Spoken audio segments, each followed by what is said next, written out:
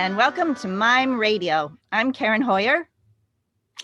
And I'm James Donlin with Mime Radio. And let me introduce to you our man behind the curtain, the man with the levers and the switches and the contacts, Michael Diaz.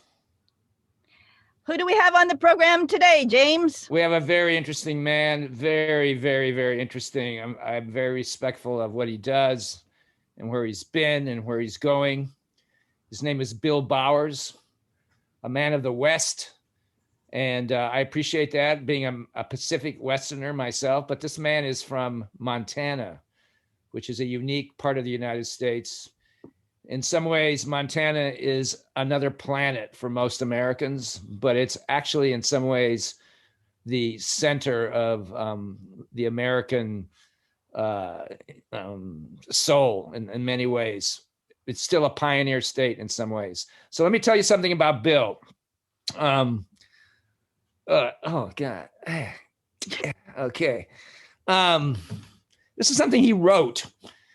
And let me just read this to you. I am an out gay performing artist, and I specialize in direct address storytelling and mime. So far, I have written 5 solo plays that combine mime, monologue, and music. I share true stories from my life growing up as a gay kid in the wilds of Montana, stories about finding my artistic voice, and stories about my experiences of being on the road as a performer for the last 30 years.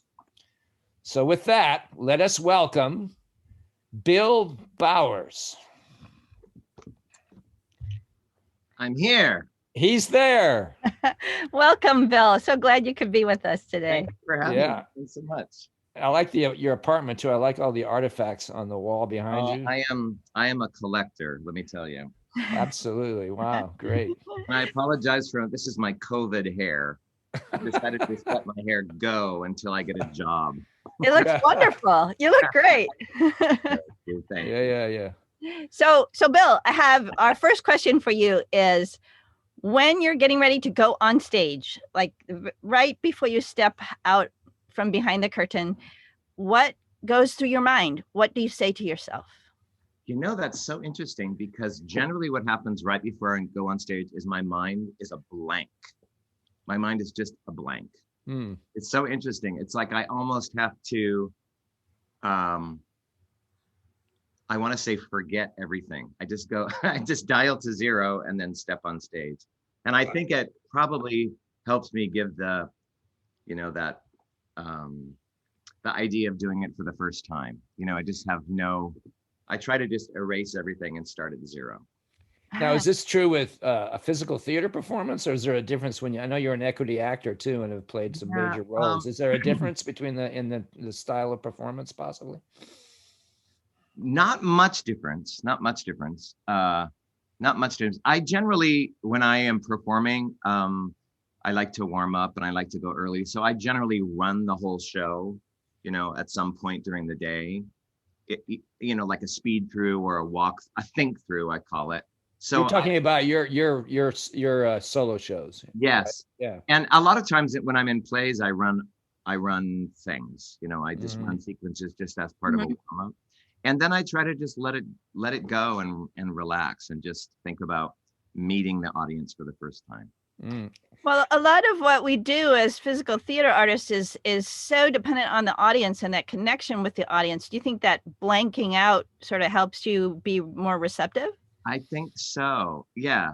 I think so. And I feel like we have to start in the same place. We have to meet each other. And then, I always feel like especially as a mime, I feel like I'm a bit of a guide on where I want to take people. So I feel like we have to just start in kind of a meet and greet moment. And then I start leading them and kind of determining how well the audience is picking up on what I want them to do, how we're going to travel together.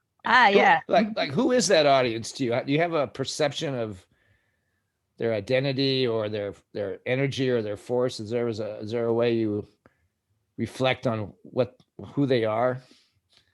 That's a good question. Well, I tend to, in the work that I do, I tend to go to places that either don't get a lot of arts programming. That's something I'm interested in. And I think that part of that is coming from a place like Montana. And I also have started to specialize in going to places where the conversation about, for example, being a gay person, where that conversation may not be common or familiar. So there's a part of me that's starting with, I I want them to like me. You know, I want to introduce myself as a accessible, affable guy in a non-threatening way so that they're willing to kind of step on a train with me, because where I'm going is somewhere they may not have known they were going to go this evening at the theater. Mm-hmm. Yeah. And the fact that you're a gay man, does that factor into this kind of approach with them? Is there a special energy or special considerations that you might apply, like where I might not, being a heterosexual person? Well, it's, you know, it's what I've always known. And I think, yeah, I think I'm just back to Montana. Since you brought it up, James, I'm going to keep referencing Montana because that's such a huge part of how I developed as a human and certainly as an artist. Yeah. That feeling of I want to be accepted and I want to be heard, but I also want to do it in a way that's not threatening. That's, you know, so much of my work is about like, I'm just this guy, I'm a guy like, you know, and there's some things you don't know about me yet that you're going to learn this evening. And that very much has to do with growing up in Montana and wanting to just not get beat up, you know, just kind of survive that way. Bill, tell us a little bit about like how you got started on this journey and what brought you to using mime and physical theater. Yeah, I didn't know at all I was going to be a performer. I mean, that was not even on the radar for me as a little kid. My basic statement about this is that I was a mime before I knew there was even the art of mime. I am a quiet person, an introvert. I think I'm a learned extrovert at this point because I've just been doing this so long. Yeah. But I'm very quiet, and I was a very quiet young person. So not that I didn't speak, but I was really interested in not having to speak as a little kid. That was interesting to me. And I'm from a large family. I'm the youngest of 6. And so I had older brothers and sisters who talked for me. And I'm also, classically, I'm from this big quiet family. Quiet, not meaning stoic, but quiet, like my family historically didn't really talk about much of any depth, you know? And that's not uncommon in the West, and it's not uncommon from the 50s and 60s. Yeah. It's just that it was before Oprah, you know, nobody talked about anything. So I clocked that too at a pretty early age. And I think add to the fact that I knew pretty early on that I was different than everybody. We didn't even have the word gay when I was a kid.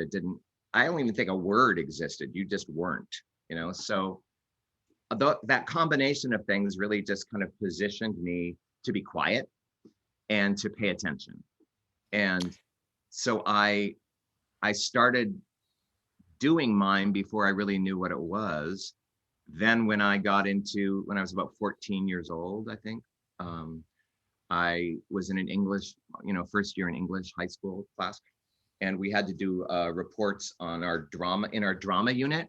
And a teacher that I think was paying attention to me because I was very shy said, "Why don't you look at silent acting and do a book report on that?" And that's when I really remember reading about the art of mime and reading about, that it's actually an art of gesture, an art of silent communication. And I did my book report in mime, which was a big moment too, because it was the first time I'd really ever performed anything.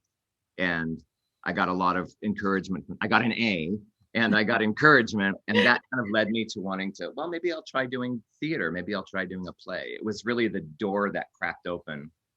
And I've been doing mime ever since. And then when did you, I know that you've studied with Marceau. How did that happen? Was that after college or when? Yeah, way after. I I had seen Charlie Chaplin a lot. Mhm. Because Charlie Chaplin and I, when I was very young, I found out that he and I have the same birthday. And when you're like 7 years old, that is such a big deal. Mhm. And so I had this connection to Charlie Chaplin. I loved him.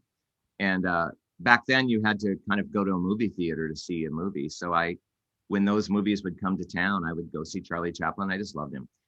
So I had that. And then amazingly, every once in a while, mimes would come through Missoula, Montana, like James Donlin even said. And I went to see whenever there was a mime in town, which wasn't very often, I saw them. And when I was 17 years old, Marcel Marceau came to town. He was playing one night in Montana, and he was playing in my town, and I went. My mom bought me a ticket. I don't even know that she knew what mime was at that point, but she just knew that that was something I would want to do. So I saw him then at 17, and I would probably see him perform 20, 25 times after that through the years. But I didn't meet him until I was 40. So I had been working as an actor, and I was working on Broadway when he announced. I was watching the news, and he announced that he was embarking on his 80th birthday world tour. Oh my. And I thought, I just had this light bulb moment. I thought, well, if I'm ever going to study with him, I'm never going to make this happen. It has to happen now. So I left. I was doing The Lion King on Broadway, and I left it and went on the road, and I would meet up with Marcel Marceau in the US where he was performing and teaching. And I followed him around on and off for the next 3 years. Oh my goodness. Wow. I want, before we get far away from Montana, we'll probably come back. I had a question, and I actually muted myself when I asked the question. So now you can hear me. You know, it's interesting. You talked about observation and in Montana. So as I said, I toured a lot there. Billings was another place we would go to. I have an interesting story about Billings, about snorkel diving in a swimming pool. Oh yeah. In Billings. But I remember doing workshops with high school kids, and just a simple exercise like freezing, like walking and you clap and they freeze. Yeah. Most of the kids in the rest of the country, the USA, would freeze with their heads down a little bit like this. Oh. So when the Montana kids would freeze, they were always looking up, it seemed, because of the vistas and horizons, and also this idea of this environment that opened up your imagination, I think, whether most kids realized it or not, but you were looking at the space, you were just aware of it, I think. Mm-hmm. And I found that fascinating. Yeah. The kids would naturally kind of recognize their environment. Right. Yeah, where the city kids would always be kind of closed when they'd stop. Yeah, it was interesting. So you were most likely one of those kids that looked up. Probably, yeah. Yeah. Well, I'm just reading a book by Mary Overly. If you know her work, she actually was another Montanan and died. Oh, was she? I didn't know that. Yeah, and she created the viewpoints. Right. I didn't know she was from Montana. Yeah, and her Eastern Montana or Western Montana? There's a difference, right? Central. She's right in the middle. Oh wow. Yeah. But her whole book is about that very thing you're talking about. Like that's how she learned that she wanted to be a dancer. That's how she developed this idea of the viewpoints, is seeing yourself in relation to space. Yeah, that makes total sense. Yeah, I was very influenced by the Big Sky Country when I was a young mime. But getting back to Marceau, so you would meet with him periodically when your schedule allowed it, and he allowed you to do that. He wasn't very easy about it, to be honest with you. Yeah. How so? It was not an easy experience. I guess I can say that now that he's been gone for a while. But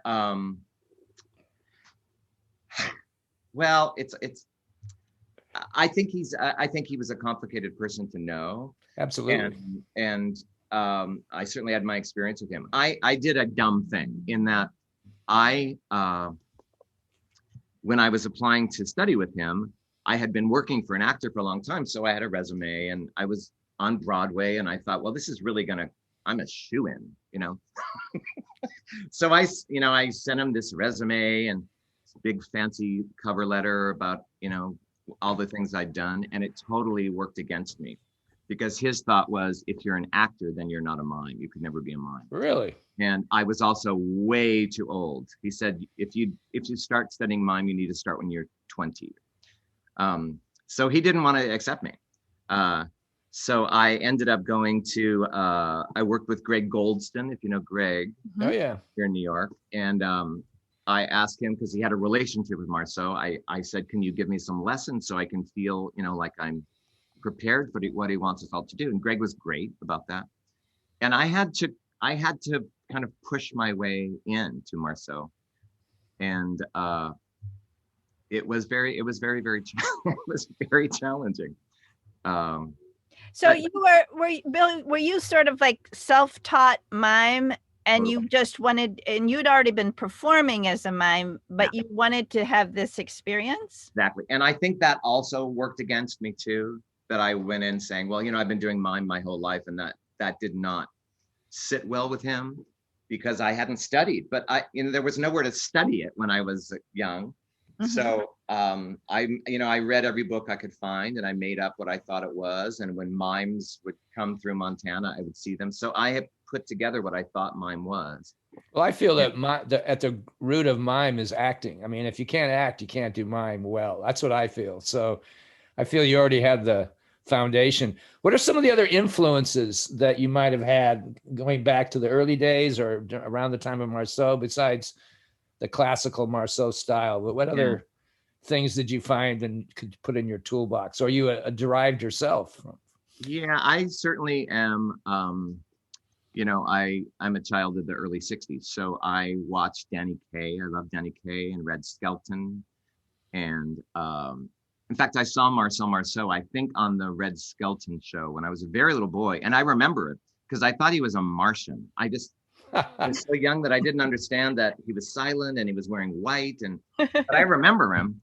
Yeah, I had the same experience. I saw Marceau for the first time in 1955 on the Ed Sullivan Show. Oh my gosh. And as I think back, he was kind of like an alien, all in white. And all he did was walk against the wind and lean on a fireplace mantle and something like that, and pull a rope. I think that's all he did, but it was like, whoa, what is that? So exactly. Yeah. Well, I certainly had those early clown kind of influences. Jerry Lewis, I thought was hilarious. Lucy, all of those TV shows from the early 60s. I wasn't up emulating them or acting out. I was not that kind of kid, but I really loved physical comedy, physical acting. And Charlie Chaplin, I just have to go back to. I just still think he's such a genius, and he's probably my number one influence. Well, all those early shows were actually based in stock commedia characters. The shows you're talking, the character, and also the classic clown Auguste and Whiteface metaphor. So I think we were, those of us of this generation, were all influenced by those people, whether we knew it or not. Yeah. I do want to say also, just before my experience with Marcel Marceau, the first mime book that I ever got in Montana was the Richmond Shepherd's Technique of Silence. And my high school teacher gave it to me. And I loved it. I still love that book. I think it's such a great book. I give it to students all the time. And that book that book made me think, I am going to be a mime. I'm going to be a mime. And so I wrote to Richmond Shepherd. I wrote him a card and I sent it to his publisher, who was listed on the back of the book. And he wrote me back. He wrote me a postcard, and it just said, come to Hollywood.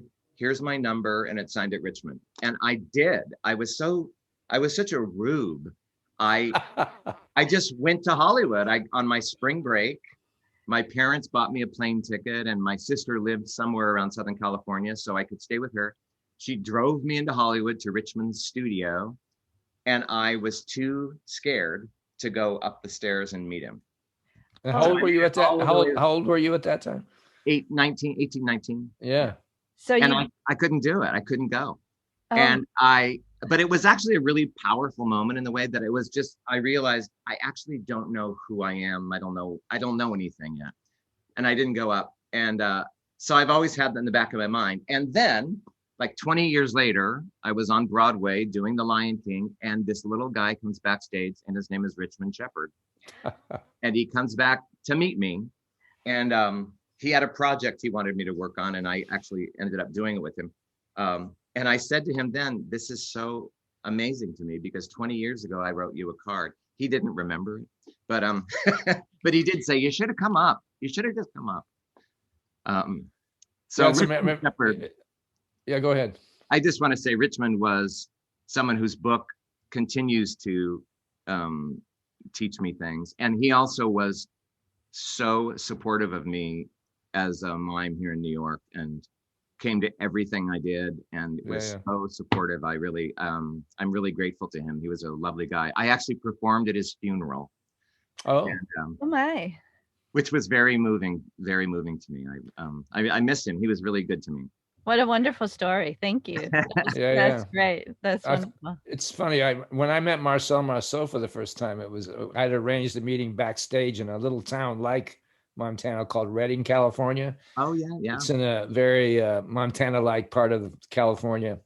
And I remember I met him. There's a whole story around that. But then I remember getting a signed portrait, a photo, a 8x10 glossy, like 2 weeks later in the mail saying, I don't remember if I met you at all, but here's my photo, and my signature and all that. But it's funny when you say he didn't, remember you, So. Wow. So now maybe Mime is in a sense, do you feel that it helped you to explore the world? I know it did in my case, like it got you out of Montana in terms of touring and these adventures like with Richmond Shepard and so forth, kind of opened your vistas. Oh, absolutely. I mean, Mime is the thing that made me realize I had some kind of, I had an ability to express myself, and I had something to say. So it gave me that kind of voice. And then it led me to doing other kinds of performing and acting, and I could study that. So I studied acting in college, and then I moved to the East Coast to go to graduate school. And the whole time that I was studying being an actor, I was being a mime to make money, and it was back in the early 80s when there were mimes on the streets and mimes doing all those things. I was attempting to do all that. And so mime is the thing that really gave me confidence and the desire and the ability to make my own work. I started to figure out how to use it as a tool for story making. And then it certainly, after working with Marcel Marceau, it just blossomed out into traveling around the world. I didn't know that was going to happen, but it just unfolded, and it's taken me all over the globe. Wow. It's been amazing. So do you have like a specific definition of your take on mime or your art form? And is there like an evolution? Has your definition of your art changed over the years? That's a good question. Yeah. I think it has. Contributing to your ideas. There they are. Yeah. Thanks, ladies. Say that, Bill. Say that, Bill. Say that thing. They're telling you what to say. Usually when I'm teaching mime classes right here too, they're always jumping on my legs as I'm doing the wall. Well, I guess I would say, I kind of divide it into when I teach and when I perform between pantomime and mime, and pantomime being kind of the Marcel Marceau side of the world, where it's about illusion and storytelling, narrative storytelling. And then mime in a kind of a freer form, which is more about an essential image or an idea that evokes a feeling. So I kind of I separate them that way, and then as a performer, I completely mash them together and do different parts of that. So I call myself a storyteller with and without words. And part of that definition came from the fact that mime has such baggage for people. Yeah. That word terrifies people. So if you're on an airplane and somebody asks you like, "Oh, what do you do?" That doesn't happen. I actually like to tell them. I like to do it. Yeah, I like to do it because people haven't met very many mimes, so I enjoy saying that now. Oh, good. It's interesting. Like this concept we're talking about, like how do we define ourselves? That's always been present with me for over 50 years. Like it's, and I've gone through all these different phases of defining who I was. Like an actor who moves, a new vaudevillian, a mime. Right. I never differentiated pantomime from mime. I just felt it was all physical. Yeah. I call it mime. But now it's taken me this long where I'm like you. I will say if someone asks me what I do, or they ask me to fill out a form, I say mime. And their eyes like light up like, are you kidding me? This guy's like 70 years old and he says he's a mime, like, but Yeah. I'm sure you that feeling, but I really enjoy telling people that I've been a mime my whole life. Me too. Yeah. I think I feel very strongly about saying I'm a mime, I'm a clown, because there's that, like you said, negative baggage. But the more that people claim it, the more we are out there performing and teaching, the better the reputation, or the more people know about it. And I know that's what you were saying about like touring in places where people haven't seen mime or not familiar with the art form. What about unique touring experience? Can you think of one perhaps unique experience that you could share with your touring as a mime? Gosh, I've had so many. A lot of what I write about. A lot of what I write about now in my plays is about my actual experiences, because they've been so strange. Oh gosh, let me think. Well, I was in a couple of years ago, I was in Beijing, and I was touring in Asia, and I was doing the tech at this school. It was a theater, beautiful theater, and the technician was not a theater technician. He was like an IT kind of guy, and I have it written down somewhere. His name was like, he went by Mike or something, and we would have to just like, my husband was traveling with me and was kind of my technical director, and we would just talk through every moment of the show. And it was a complicated show with lights and sound and some projections, and it took, a day to tech this show. It was just exhausting. And at the end of the day, after we had just talked to this guy, he had not a lot of English, and he would then translate to everybody else in Chinese. And it was just like one of those. And at the very end of the day, we thanked him. And I said, now I'm just curious if you have any questions at all before we leave. And this little tiny guy said, one question. What is mime? Wow. Oh, what did you say? Oh my gosh, I wish I could remember. I think I did a little mime for him then, Yeah. Talked about like objects, imaginary objects or something. But I thought this sweet little guy had gone through the whole day not having any idea what we were working on. Has your body changed over the years? Have you had to adapt some of the physical skills to a different world? Yeah, it has certainly changed. I actually have I've had 2 hip replacements. Oh wow! In my life, I had them pretty early on because I had done a lot of acting. As well as being a mime, I'd done a lot of physical roles, and mostly I was on Broadway for a few years, and that schedule of the 8 shows a week really wore down my hips. So I have to say, I had really been slowly adapting because I just had a lot of pain and it was hard to move them. And now that I've had hip replacements, I actually feel kind of freer than I felt in years. I can do more than I did 10 years ago, a lot more. That's good to know. That's wonderful. That's great. Yeah, it's great news. Yeah. Do you find that there's any skills that you have that you've had or have and you've had to, well, I think as we get older as performers, we always economize and we find the essential way of doing things. For me, it's wonderful to watch a elder performing artist. Yeah. Very good, and how they crafted and found the essential. And I think with mine particularly, because it's built on essentiality, right? It's built on symbols.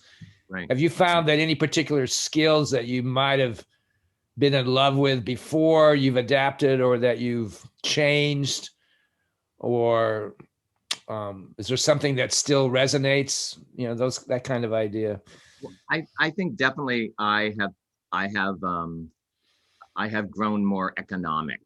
Yeah. I think I used to have just like unbridled energy, and I would bring that onto stage and just like muscle through illusions and really just like, I just was using more energy than I really needed to. And I think that's what youth is all about.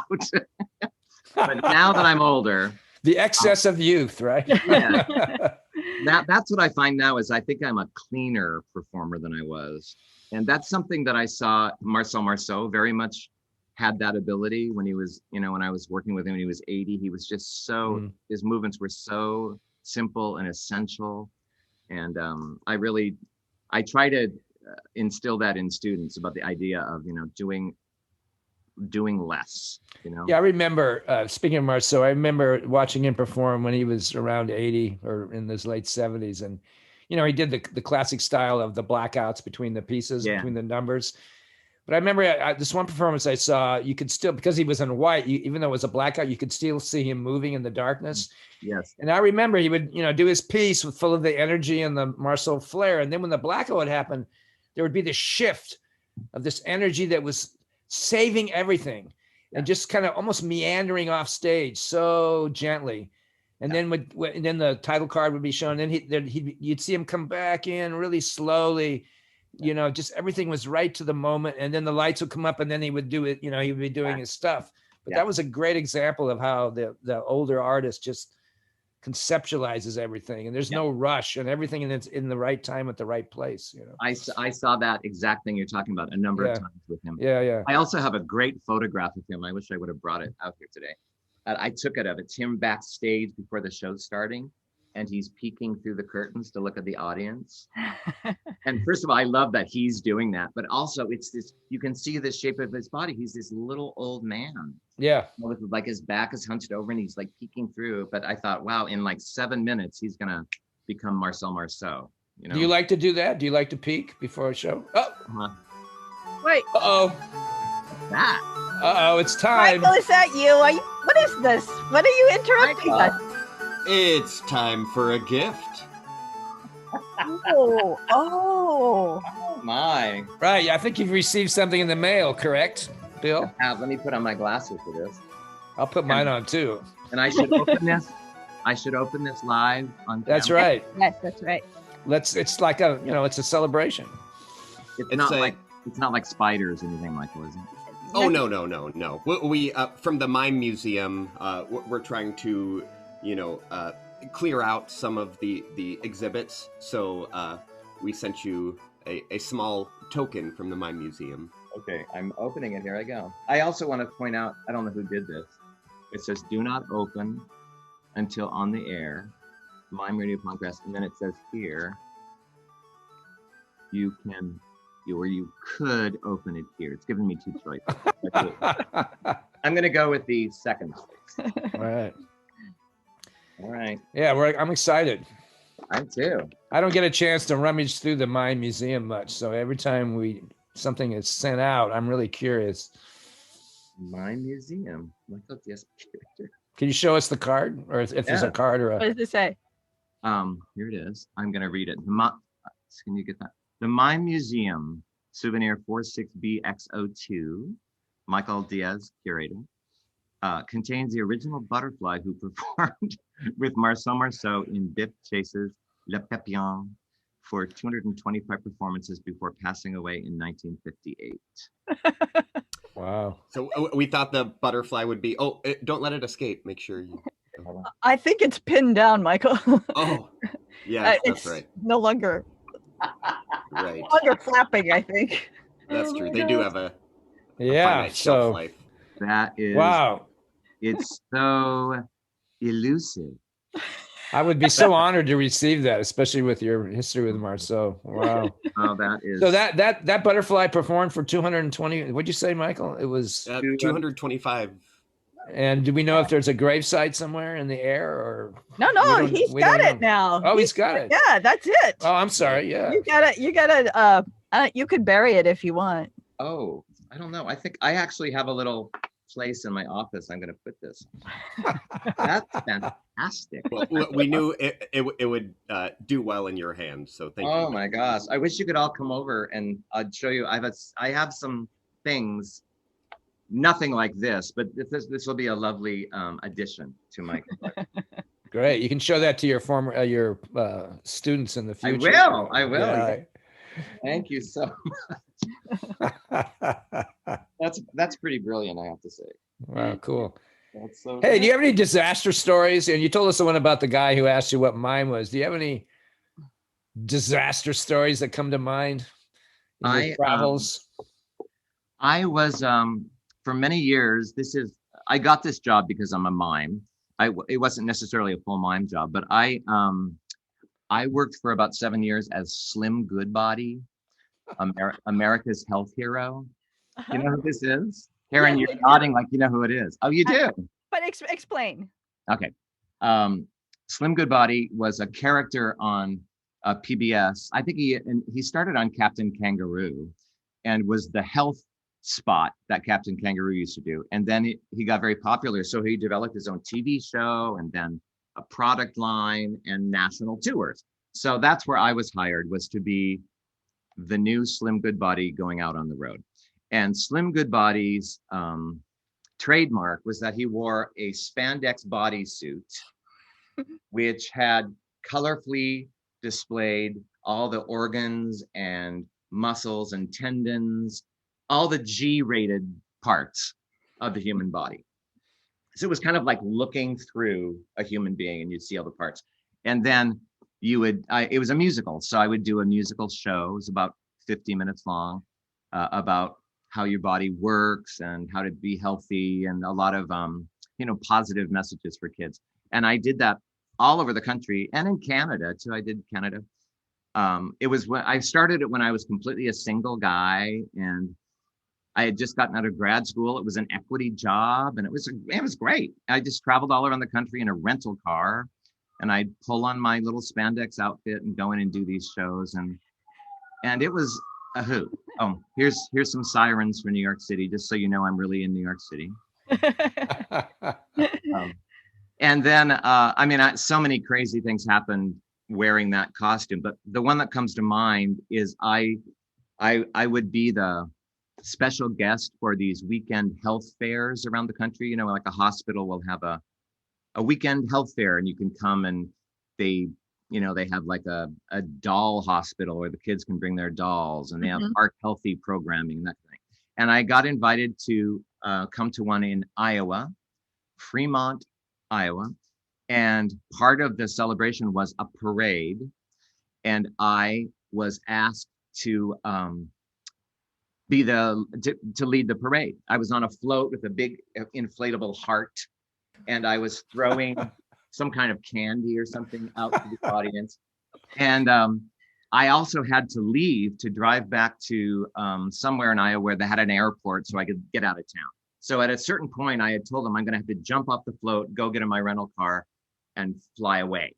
So they knew that. So at a certain point in the parade, I said my goodbyes and I jumped off and I started walking back to the town square where my car was parked. But I have absolutely no sense of direction. I mean, none. And this has been true my whole life. And I got lost. I got lost in this town in Iowa wearing a slim and every turn I would make was the wrong turn. And I was completely lost. So I ended up having to I had to knock on doors, but nobody was really home because people were at the parade.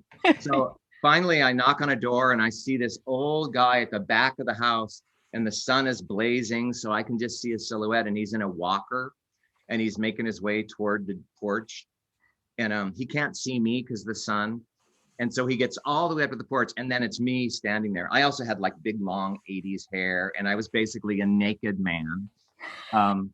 And I said like, hi, I was leading a parade and I got lost. And I wondered if you could just tell me where the town square is. And the guy looked at me, he looked me up and down. He said, oh, I thought you were here to sell me an EKG kit.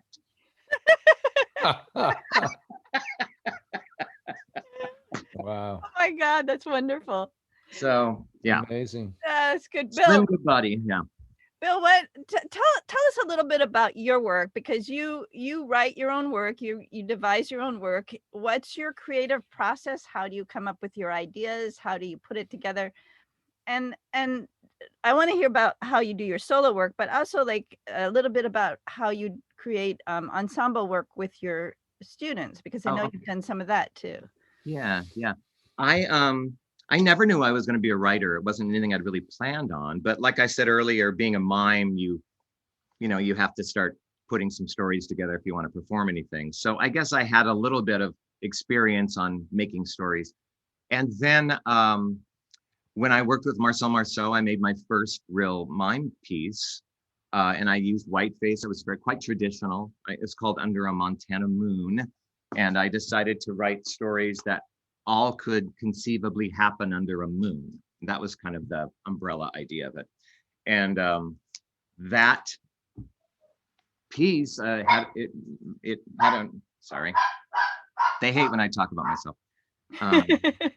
It had a nice run off Broadway, and I very luckily got a New York Times review. And so that kind of set me like, oh, I guess I'll take this on the road. And the next thing that happened was people generally, I'm sure this is true for you too, when they find out you're a mime, one of the first questions is, well, why? Or, like, how did that happen? So I started just, keeping track of that question more than anything. And I had a residency at Harvard, of all things. I was invited up to be part of this program that was developed with Anna DeVere Smith, if you know her work. She had started a program called the Institute for Arts and Civic Dialogue. And I was recommended to her. Basically, she said she was looking for a quiet white guy to be part of the programming. And wow. I spent 2 summers up there with her, and I really loved her work. I'd always been very inspired by her. And she sat me down and said, why are you a mime? And for some reason, that question coming out of Anna DeVere Smith, it suddenly just made everything just dropped in a little deeper in terms of like, why mime? What is it about being silent? So I started to really look at the experience of, again, growing up in Montana, and the idea of remaining silent to protect yourself, or seeing people being silenced for another reason. So I started to look at the subject of silence, really. And so I developed a show when I was at Harvard working with her. And then I started to tell these stories just as an improvisation. I just started to tell kind of the stories of growing up as a mime, like what led me to that and what are the experiences like. And a director who I admired very much came to a little improv thing that I was doing and said, I think there's a play here. Do you want to develop it? Her name's Martha Banta, and she was the dramaturg for Rent, the musical, and she's a dramaturg. And she really helped me find the story of me and mime. And we were originally going to make a comedy called My Life in Tights and just tell crazy stories, because I have a lot of them. But in the midst of writing it and talking and considering the subject of silence, this whole other part of my life, which I had really kind of pushed down, started to rise up, which is the AIDS crisis. And I had lived, I've always lived in the East Village, but that was really, right at the center of the AIDS crisis. And my partner actually died of AIDS in 1992. So that experience, which I had really kind of put away, it started to become very resonant to the subject of silence and what wasn't getting talked about. I had experiences with his family who they didn't know he was gay. Neither of us were out to our families. Suddenly this disease is here that there's no cure for, but they don't want anybody to know. It was levels of silence that were so painful and so profound. That became part of this play. Wow. You've done so much acting in plays and then the mime work. Do you find that one or the other resonates deeper for you? Like I'm thinking, because of these very personal stories that you were trying to create, that probably the mime world would be the only way to really get into the depth of that, other than what the experiences you might find playing a role in a conventional play. Do you feel that the word mime work really allows you to go deeper and to find the textures? It's so true, because it doesn't, words can't even contain some things, they don't exist in words. It's bigger than that. It's something else. So for sure, physical theater is my primary voice, but I also started to develop a style which I've followed through on, which is talking and miming at the same time. So Yeah. that's very much become a style that I use. And I have whole sequences that are silent, but I'll also combine them with spoken word. And also I use lip syncing and a lot of sound tracking. So I kind of blend sound in different ways with movement. Yeah, well, to me, the voice is a gesture and movement is a voice. So that to me, it makes sense that you would use sound and voice. It's always an interesting conversation with people that even mimes themselves, like, oh, you talk, especially with the younger generations now, which will lead me to the next question about teaching. But it seems that I mean, I know you sing and you've been in musicals. Do you find that your mime process and is there's a connection between the music of the moment of time? So, you know, in one way, like I like to think of my pieces now as songs. My mime pieces, they're songs. So there's this time and space similarity to music and what you're doing as a mime. Can you speak about that? Oh, absolutely. I do think it's music. I do think it's music. Yeah. With beginning, I always think about like there's in the introduction and there's the introduction of the theme or the leitmotif that's going to follow through. I think about when I teach, I talk about like each movement is a note, and now we're going to put those notes together into a phrase. And where do we breathe? Where are the rests? So that the audience can breathe with us, and we go on to the next phrase. And it's so musical. Yeah. Plus the dynamics of music are a really big part of physical theater too. Like you talk about staccato movement or legato movement, and those are all terms that come from music. Absolutely. Yeah. Absolutely. Yeah. Tell us. I'm sorry. Go ahead. Go ahead, Karen. I just wanted you to tell us a little bit about working with students and devising work with your students. Sure. There's a couple of projects that you were. Let me. I just want to jump back one, just in terms of how I write. So the first play I wrote was a mime play. The next one was a play that ultimately was called "It Goes Without Saying," and it's the story of why I became a mime. Yeah. Within that is like why I'm a mime and where silence has taken us all. That's It Goes Without Saying. The next play that I wrote, I gave myself the question of what is a boy and what is a man, because my mom died and I found this little poem when we were going through her things. It was this hokey little poem from the 1950s called What is a Boy? And my sisters, when we were going through my mom's stuff, they said, oh yeah, this was actually pinned on you when they brought you home from the hospital. Like it was on the little baby blanket. And I took that poem, it's still on my wall. It will go with my, this will go near it. But I took this poem, which was so interesting. It was like, what is a boy? Well, he's like rough and tumble and puppy dog tails and all those kinds of things. And I remember reading it thinking like, oh my gosh, this is the instructions my mother received to have a little boy. And she got this little boy. And I wasn't really any of those things. So that was a starter for this second piece called Beyond Words. And in the midst of it, I actually had a son. I had a child. So it kind of culminates with becoming a father. The next piece is All Stories from the Road, which we've been talking about today, called All Over the Map. And that's just all true stories. And the most recent one, I decided to go back completely to silence just for fun. And I wrote a piece for young audiences called The Traveler, which actually drops next week. We're releasing it, we're streaming it online. And it's about a 40-minute story, very Chaplin-esque, about someone who becomes homeless. It's told in a very fun, playful way, but it essentially looks at nature, knocks this house down. So like it looks at the ideas of the weather's changing, the world is changing, and this character is suddenly forced to grab what he can and run.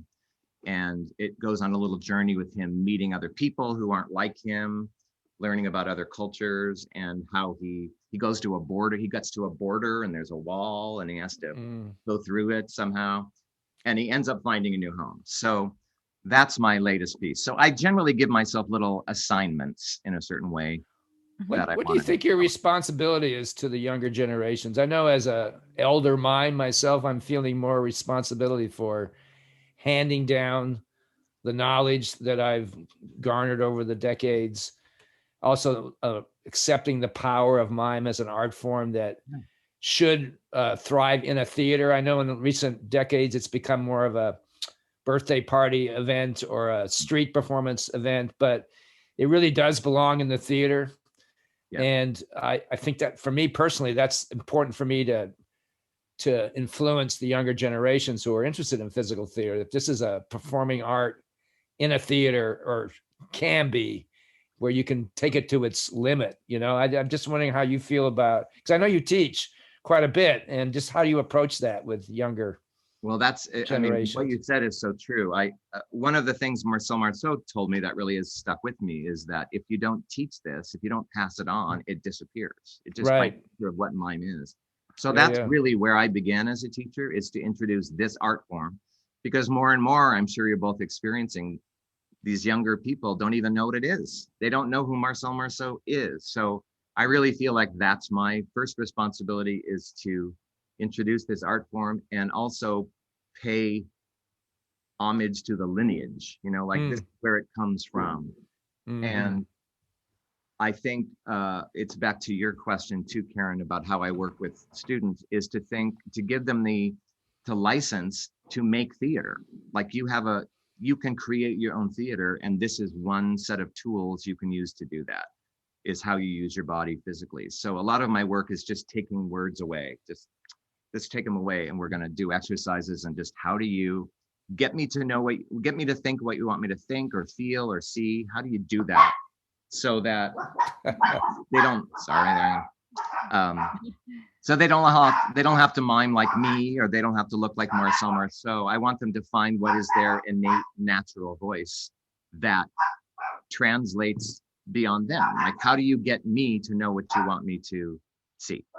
So I want to give them a license to use their body to communicate. That's very crucial, I think, in teaching, because it's it's getting warm. Oh my gosh, not another fire. I think it's rapid fire time. Rapid fire time. Whoa, let me get are you ready for this? Bill, are you ready? What does this mean? Oh my gosh, this is the highlight of the program, or among them. I'm going to give you a list of words, and you're going to give me rapid fire reactions in a one word or a short concept based. We're doing word associations. Okay. It's therapy. Yeah. So I'll be delivering these words, and you just as quickly as you can, out of the top of your head, give me an answer. Okay. As economically as you can. This is the rapid fire section. Okay. All right. You ready? Yes. All right. Feet. Dance. Arms. Spin. Spotlight. Step out of it. Stage. Craft. Hands. Eyes. Ooh. Eyes is the next one. Eyes.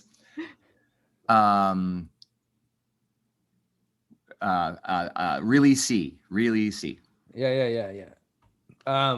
Fourth wall. Fourth wall. Push on it. Nice. Sweat. A lot. Child. Forever. Elder. Me. Costume. Costumes. I'm trying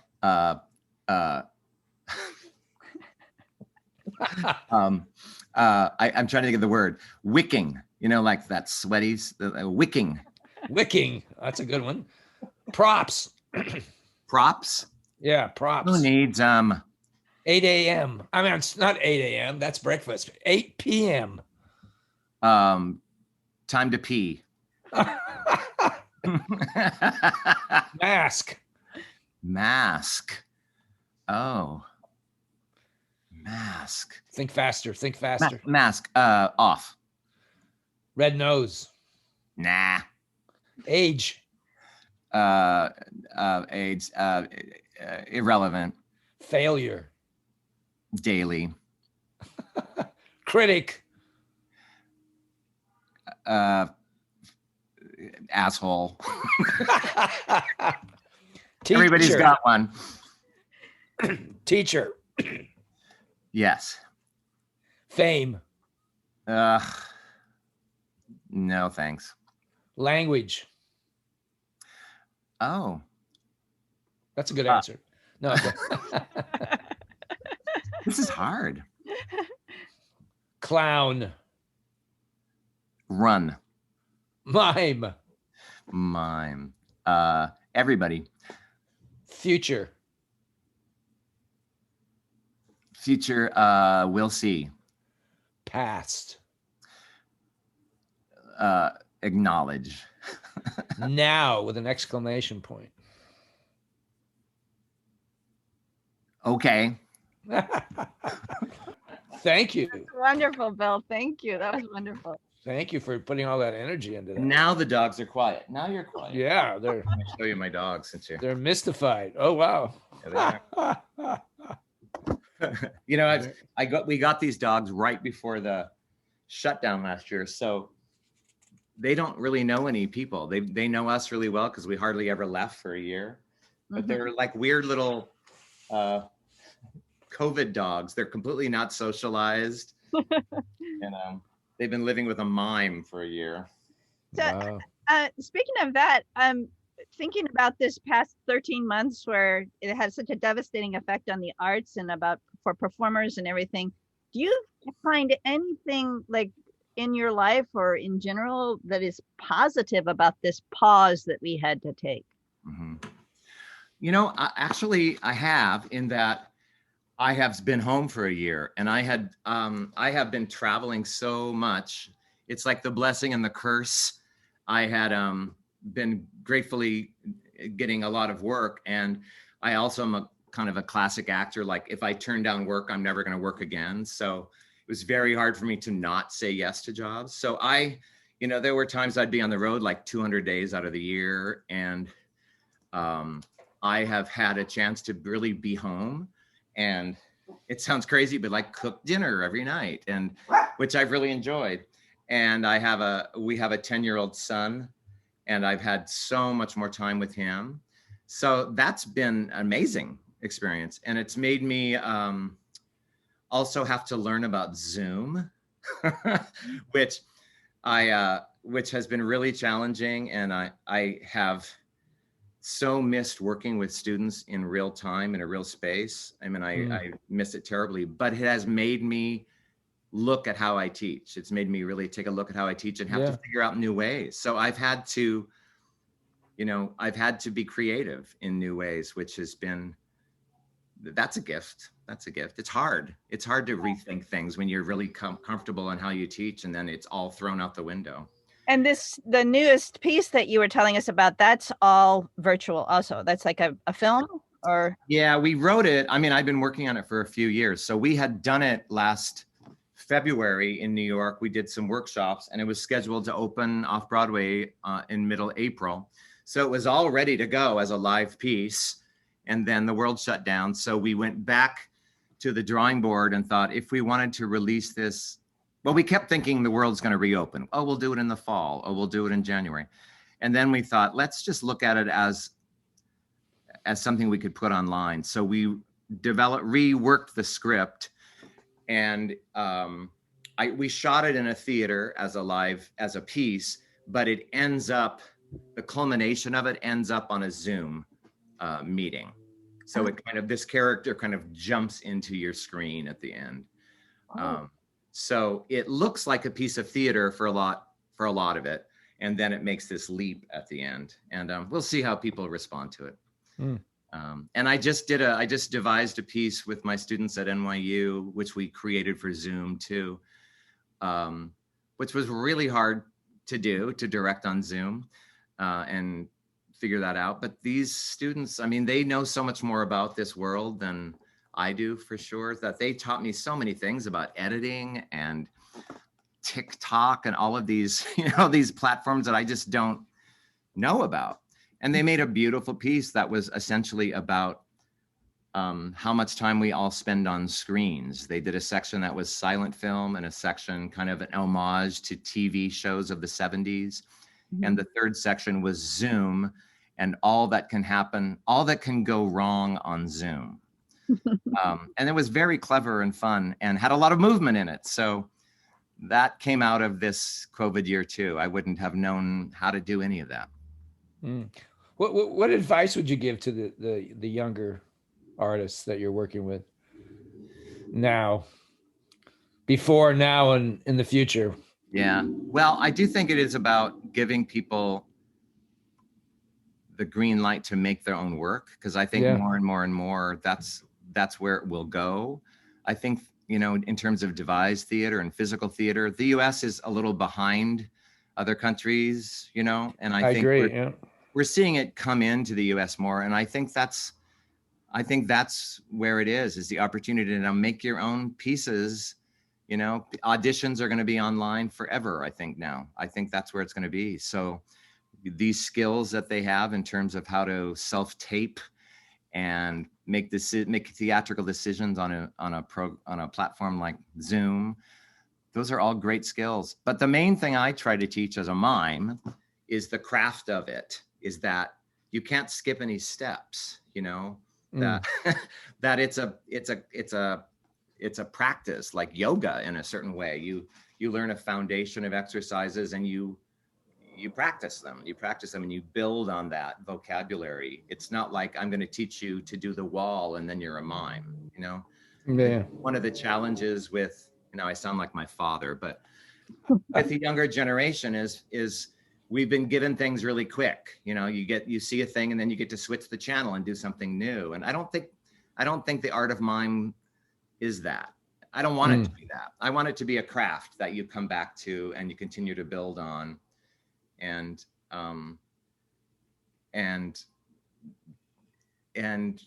don't know. That's what I think. I think it's a craft. I think that's really nice. I mean, I sort of feel that in my own life, that I started out with this concentration on mime, and then it branched off into all these other things that I do. And now it's coming back to, like, I just want to think about that essence of mime. That's the root of everything I've done. So that's been a wonderful experience for me in this past COVID year of getting to that, working with James and doing those kinds of things. Oh yeah. Yeah.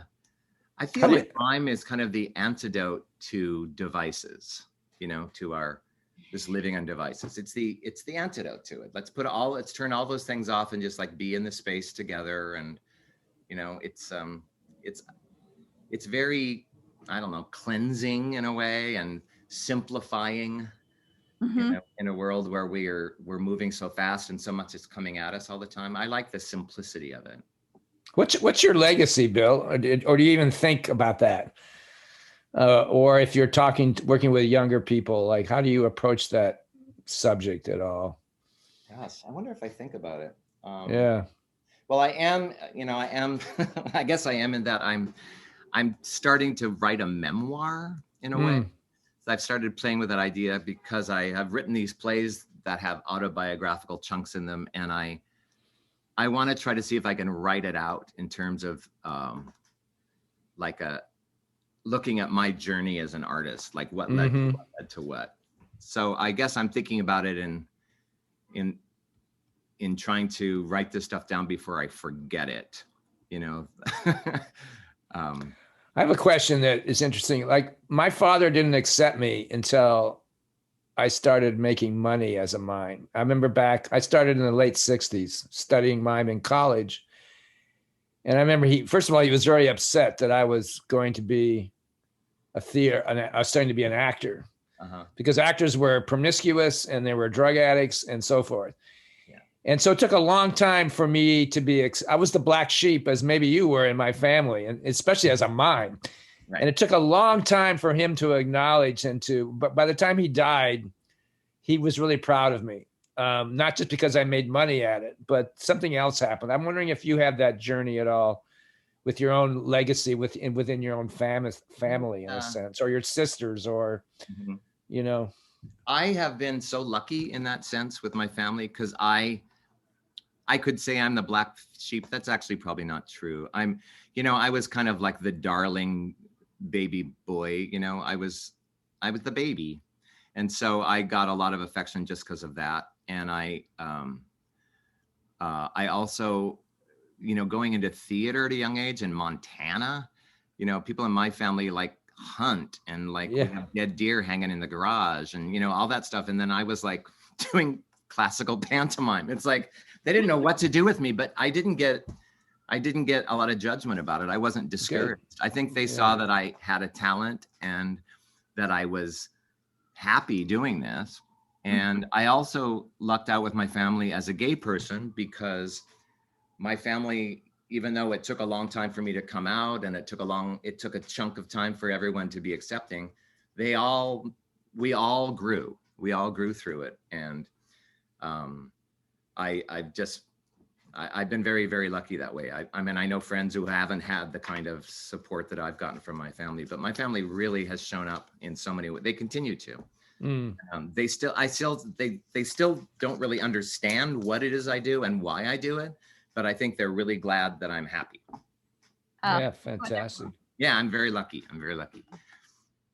Well, do you have anything more that you want to tell us about or promote or let us? I'm so happy you're doing a show about mime. I just love it. Well, we want to chronicle the practitioners and we want to archive who's out there and what the history. I think it's time for that's one of the benefits of this pandemic, is that this kind of thing can happen. Exactly. Yeah. I want to know, if your hair had a name, what would it be?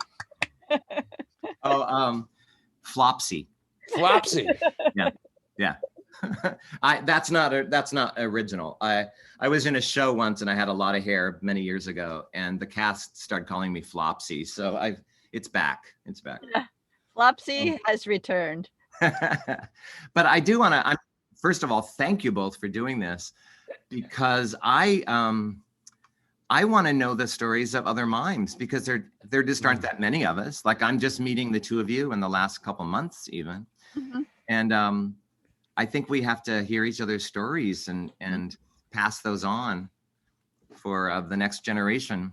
Well, it's definitely a tribe, and there are more people out there than you realize. And that's one of the other advantages of this pandemic, is we've been able to contact each other over Zoom and other ways. This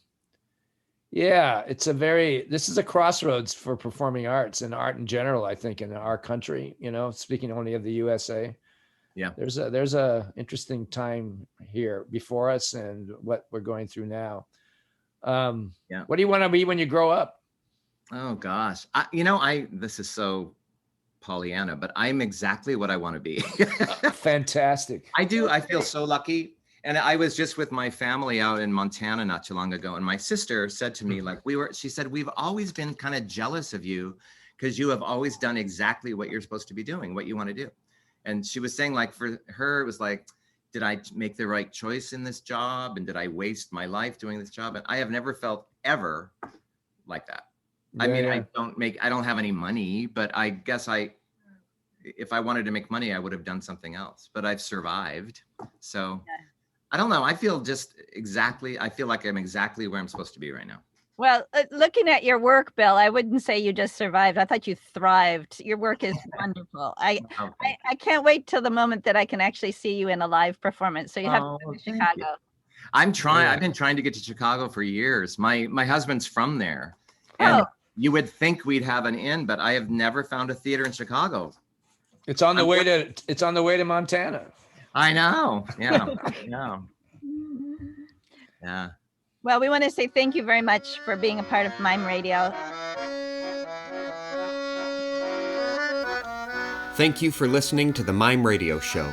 Join us in 2 weeks for a conversation with Karen Montanaro.